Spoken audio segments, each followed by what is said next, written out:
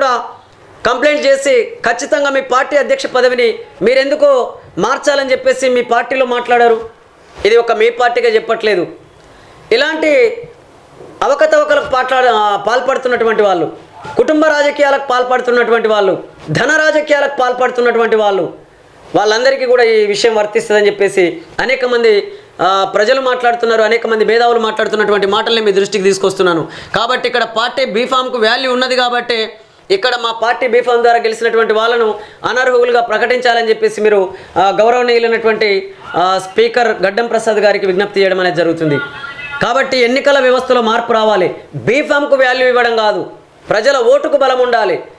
ప్రజలే సెలక్షన్ చేయాలి. ప్రజలే ఎలక్షన్ చేసేటటువంటి వ్యవస్థను మనం నిర్మాణం చేసుకున్నప్పుడే ఈ పార్టీ ప్రభావం తగ్గి ప్రజల ప్రభావం పెరుగుతుంది, ప్రజాస్వామ్యం యొక్క విలువలు పెరిగే అవకాశం ఉన్నదని చెప్పేసి అనేక మంది మేధావులు మాట్లాడుతున్న మాటల్ని మీ దృష్టికి తీసుకొస్తున్నాను.